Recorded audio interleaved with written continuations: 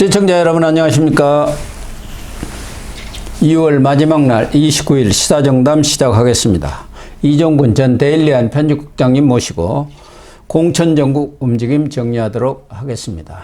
이 국장님, 네. 그동안 여야가 선거구 획정을 결정짓지 못하고 난항을 거듭해 왔는데 오늘 확정을 했네요. 네. 그래서 비례대표를 한석 줄이기로 했네요. 그렇습니다. 원래 이제 호남 쪽에 한석을 줄여야 되는 상황이거든요. 전북이죠. 전북 쪽에 네. 전북인데, 근데 민주당이 안 돼, 그거 절대 안 돼, 그 부산 쪽에서 줄여 이런 거예요. 네. 근데 같이 줄이자고 한 거 아닙니까? 그렇죠. 역시 마찬가지로 이쪽 국민의힘 입장에서는 부산 지역을 어떻게 또 줄입니까? BK 지역. 그러다 보니까 지금 난항을 겪었는데, 끝내 안 할 수는 없죠, 합의를. 근데 합의가 그 누구도 피해보지 않는 방향.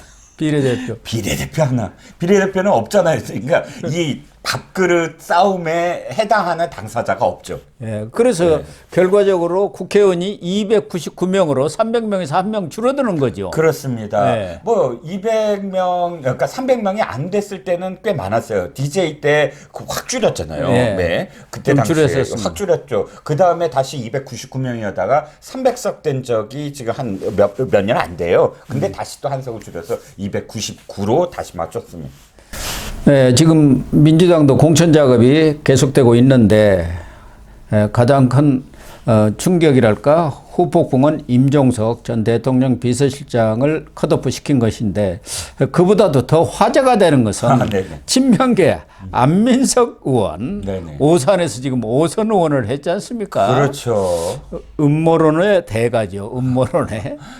이 안민석 의원이 그동안 본인은 뭐 친명계라고 하지만 이재명 쪽에서 친명 쪽에서는 그렇게 친명으로 생각지도 않은 것 같은데, 어쨌든 이재명을 위해서 명백청가를 열심히 불러댔는데 컷오프 시켜버렸네요. 그렇습니다. 원래 안민석 그 컷오프 이 보도는 CBS 노컷뉴스에서 또 제일 먼저 나왔어요. 예. 컷오프가 되고 차지호 카이스 교수가 될 것이다. 이런 보도가 나오자마자 오보다 하면서 정정 보도를 요구했습니다. 네. 그리고 그 자신이 알아봤더니 컷오프가 아니다. 컷오프라고 지금 통보 받은 적도 없다. 라고 막 펄쩍펄쩍 뛰었거든요. 그런데 사실 알만한 그 기자들은 다 이미 컷오프 대상이구나, 컷오프에 들어갔구나 다 알았습니다. 뭐 자신이 아무리 그렇게 한들 그게 뭐 바뀌겠습니까? 결정적으로 어쨌든 뭐 결론이 나니까 이제서야 뭐 재심을 요구하는 등 반발을 하고 있죠.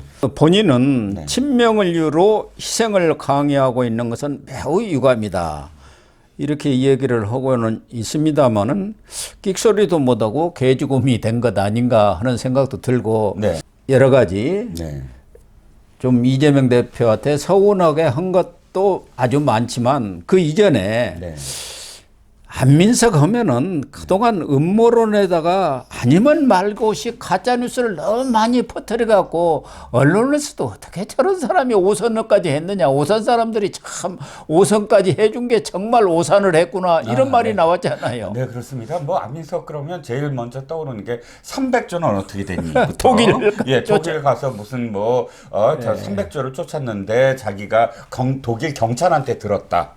독일 경찰도 이미 수사를 거의 다 끝냈더라. 그 뭐 금고에서 뭐 어떻게 되고 해서 이미 돈이 300조 가까이가 독일에 다 들어있다. 뭐 이런 식의 최서원 일가에 대한 이야기를 해갖고 거의 확정된 듯이 방송에 나와서 얘기했다가 그것도 나중에 되돌렸죠. 난 300조 얘기한 적이 없다. 뭐 해서 이미 방송에서 그렇게 된 것도 이제 다 다시 나오고, 두 번째가 윤지호 사건. 장자연 스캔들에 윤지호를 의인으로 만들었지 않습니까? 그렇죠. 제일 옆에서 옆에 계속 사진 같이 찍고 의인이라고 시켜 세우고 온갖 그런 그 한국에서 언론과 접촉시켜주고 기자회견 하게 해주고 전부 그랬다가 윤지호가 가짜라는 게 들통이 나면서 그것과 관련된 그 어떤 해명과 사과도 지금까지 없었죠. 사과하고 뭐 해명하고 그런 게 없잖아요. 그렇죠. 아니면 말고 그거예요. 그러다 보니까 이번에 안민석이가 또 나온다 하니까 정유라가 그 지역에 출마하겠다고 했지 않습니까? 그렇죠. 논개가 돼서 같이 끌어안고 상하하겠다. 뭐 이렇게 표현했죠.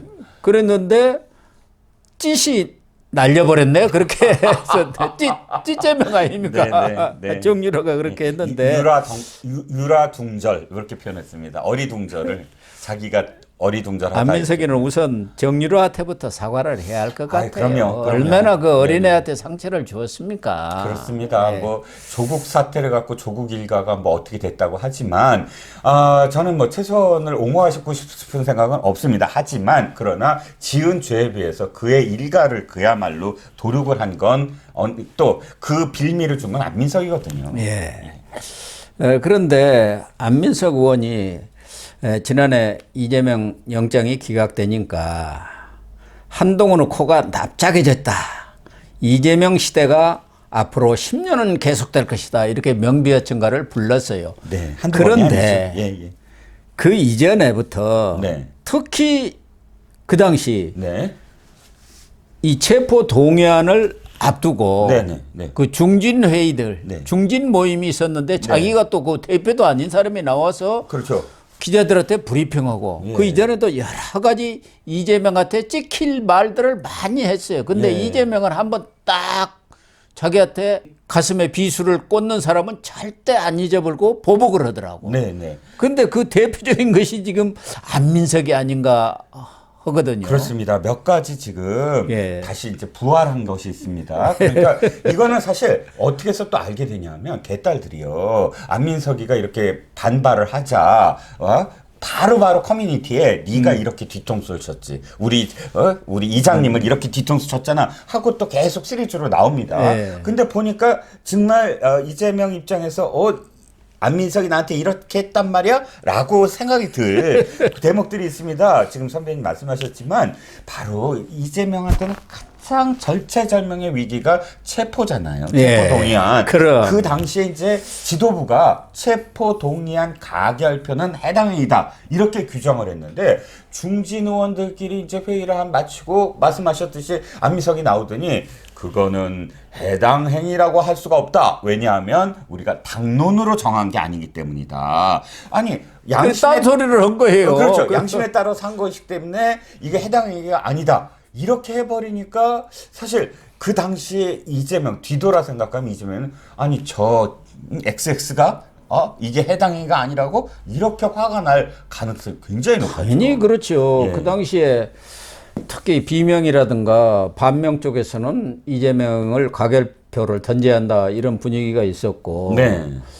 그런 기류가 지금 농원 상황에서 초선, 재선, 중진들 모임을 잇따라 하는 과정에서 네. 이 중진들의 이 목소리가 또 상당히 영향력이 있지 않습니까? 예. 그러고 나니까 개딸들이 저런 박쥐를 봤나 기회주의자다 뭐 하면서 엄청나게 또 이 안민석이를 공격을 해댔어요. 그런데 그때 참석했던 이 중진들이 이번에 우수수 다 떨어졌어요. 아니 아예 블랙리스트가 됐어요. 블랙리스트가 됐- 김상희, 노웅래, 김영주 대표적으로 지금 전부 다 잘렸잖아요. 다 아웃돼버리고 다 완벽하게 그 당시 아웃돼버리고. 안규백만 그러면 안 된다 했다는 거 아닙니까? 그렇죠. 그래갖고 그러니까 지금 공관 살아났죠. 전략공관위원장을 하고 있지 않습니까? 그렇죠. 그리고 정세균계니까. SK계고 또 당시에 진짜 제가 소름이 돋는 게 나중에 알았어요. 안규백이 그때 반대했다는 거. 근데 살아남았잖아요. 예, 나머지는 다 죽었잖아요. 예, 이게 놀라울 정도로 일치하는 어떤 명단이고요. 그러니까 예. 이재명에는 한번 이렇게 탁 찍으면은 끝까지 쫓아가서 죽이는 것 같아요. 복수혈전이라고 하지 않습니까? 그런 심성이 굉장히 많이 나타납니다. 이전에 성남시장 시절에 그 시위를 하는 사람들 예. 거기를 만났는데 좀 몸 충돌이 있었어요. 그때 동영상을 보면 잡아놔! 아니 다 뭐 하는 거야! 고함을 질러대면서 그 시위하는 사람들을 자신의 그 시정에 반대한다고 그렇게 고함을 질러대는 그 모습이 지금도 박자가 되어 있거든요. 그리고 가장 그것을 많이 증언하는 사람이 남양주 시장이었던 조광안이에요. 조광안이요. 이번에 저 공천 받았잖아요. 국민의힘으로 와서. 근데 처음 이렇게 원수지간이 됐는데 그렇게까지 원수지간이 될 이유가 없었대요. 자기 혼자 재난지원금 문제였는데 반대한 게 아니라 옆에 있는 하남시장도 그때 반대를 했다라고 그러더라고요. 근데 자기가 좀 더 표현이 좀 거셌긴 했지만 근데 그것을 두고 자기의 임기 동안 감사 경기도가 진짜 그 남양주시를 아주 탁탁 터는 특별 감사를 하고 해갖고 속된 말로 갈군다 그지 않습니까? 그렇죠. 계속 갈궜죠. 그렇죠. 안민석이도 사실은 이것뿐만 아니라 그 이전에도 여러 차례 네. 이재명의 심기를 거스리는 발언을 했어요. 아니 이거는 그야말로 안민석이 입이 좀 싸잖아요. 예. 뭐가 조금 불리하다 하면은 이거 잘못하면 이게 돌아가겠다 하면 그때 가서 딱 숟가락 또 하나 딱 얹어서 보험을 드는 거죠. 예. 나중에 확 바뀌었을 때 내가 이렇게 했다라는 게 증명이 됐잖아요. 대표적으로 또 이 기억에 남는 이재명의 심기를 건드릴 수 있는 게 2023년 5월 3일 김현정에 나갔을 때였습니다. 당시에 이렇게 얘기한 거예요. 아니 주위에 음주운전 전과자나 또는 사기 전과자 그리고 불륜을 저지르는 사람들이 선거에 출마하려고 한다. 이런 사람들은 당 근처에 얼씬도 못하게 해야 된다. 이렇게 얘기한 거예요. 그러면 딱 이재명 아닙니까? 그때 송영길 돈봉투 사건이 아주 그냥 크게 불거졌을 때 아닙니까? 불거졌을 때죠. 그러면서 진보는 도덕성이 무기인데 민주당은 도덕성을 상실하면 뭐 선거에서 뭐 저기 받을 수가 없다. 그 지지를 받을 수 없다. 그러니까 바로 장해찬이가 이 SNS에 이렇게 올린 거예요. 야, 음주, 사기, 불륜 모두 이재명을 콕 집어서 대단한 용기를 갖고 있는 안민석 의원이다. 안민석이가 또 이재명한테 못을 박은 건 2018년 또 있습니까? 도지사 당선됐을 때 그때 이제 대법원 김만배 나서가지고 네네네네네. 로비하는 그 상황 아니었습니까? 마지막 대법원 판결, 확정 판결. 그때 재판 받아갖고 지금 모가지가 날아가느냐 마느냐 한때 네네. 그때도 그 친형 강제 입원, 김부선 예배우 스캔들 그때 그게 이제 가장 이슈가 됐을 때 또 안민석이가 이재명이가 그때 자칫하면 날아간다고 그랬잖아요. 그렇죠. 그래가지고 자기 거지되게 생겼습니다 하고 있을 때인데 예. 그때도 정치인은 도덕성이 가장 중요한다. 이재명 지사의 존재는 계륵과 같다. 앞으로 그래요? 예. 4년 동안 관둬라, 지키자. 이런 말싸움이 계속될 것 같다. 오, 예언가네. 이거 정치의 정세 분석을 잘하네. 5선 아닙니까? 그러니까 5선을 했죠. 그러니 이재명이가 그렇죠. 결정될 때마다 이렇게 쐐기를 받고 나서는데 가슴에 그 못이 안 박혀 있겠습니까? 그렇습니다. 지금 말씀 듣고 보니까 당시에 2018년도에 이 민주당이 들고 일어나서 이재명 제명하라, 경기도지사 제명하라고 난리를 쳤었어요. 친문들이 특히나 다 일어나서 그때 당시에 세경공 김씨 아이디 그 사건 때문입니다. 그 아이디가 막 문주용 수사해라. 그리고 문재인은 노무현의 그냥 그 저기에 불과하다, 허수아비에 불과하다 이런 식의 글들을 선거 기간 내내 경기도지사 선거 기간 내내 올렸는데 그걸 다 좋아요 표시를 해줬거든요. 그러니까 친문들이 제명해야 된다 막 난리를 쳤는데 이해찬이 한번 구해주잖아요 그때. 근데 저는 돌아서 생각하니 소름이 돋는 게 그때 목소리를 높인 사람들 순으로 지금 손을 보고 있겠구나. 그런 생각이 드는 거예요. 그렇습니다. 뭐 안민석과는 조금 결은 다릅니다만은 기동민 의원, 이 기동민 의원은 원래는 김근택의 그렇죠. GT계라고 그러죠. GT계라고 그러죠. 민평년. 네. 근데 이번에 컷오프를 당했습니다. 결국은 그 양복이 문제가 되네요. 김봉현한테 받은 라인에. 그렇죠. 그런데 그 안에 이제 봉투가 있었는지 있었다. 없었는지는 이 기동민 의원은 없었다는 거고 양복은 받았다 이걸 인정한 거예요. 그러니까 지금 인정하지 않았느냐. 노웅래와 기동민을 컷오프 시키면서 지금 컷오프 시킨 이유가 이겁니다. 자백을 했다. 이수진은 안 했다는 거 아닙니까? 길의 이수진은. 안 했다. 그러니까 기동민이 지금 기자회견을 통해서 그럼 나도 계속 부인할 걸 그랬다. 내가 돈을 받았다고 얘기한 게 아니지 않느냐. 양복 받았다고 그랬죠. 양복을 받은 건 다 알려진 사실이고 그러면서 또 다시 이제 상기되는 게 그거거든요. 당원 80조 그러니까 기소가 됐더라도 그러니까 확정 판결 전에는 무죄 추정이니까 계속 당직을 내려놓지 않아도 된다. 그때 이재명도 그 이재명을 위해서 당원 당리를 바꿨는데 그렇죠. 기동민과 이수진도 당직자였거든요. 그러니까 함께 어쨌든 구제가 된 겁니다. 이명박이도 그 얘기 했잖아요. 네네. 무죄 추정 원칙을 적용하겠다. 적용하겠다. 근데 왜 기동민만 이렇게 잘라버렸나? 기동민 역시 아까도 말씀을 드렸지만 이게 친명 인척하는 것과 뼛속까지 친명과는 다르다. 이 사람들은 언제든지 그렇죠. 변할 사람이다. 그렇게 본 거죠. 그렇죠. 특히 이렇게 쭉 보시면 알겠지만 아무리 다른 계파에 있던 사람들이라 할지라도 정말 내가 고비가 있을 때 몸빵 해주고 끊임없이 나를 보호해준 사람과 근데 거리를 줬던 사람과 그 어떤 때는 안민석처럼 뒤통수를 때리는 사람과 이런 뭐랄까요 리스크가 다 있었지 않았겠습니까? 예, 그렇겠죠. 예. 어쨌든 참 이재명은 독한 사람이에요. 이재명한테 한번 찍혔다 그러면은 예. 살아남기가 어려울 것 같습니다. 그렇습니다.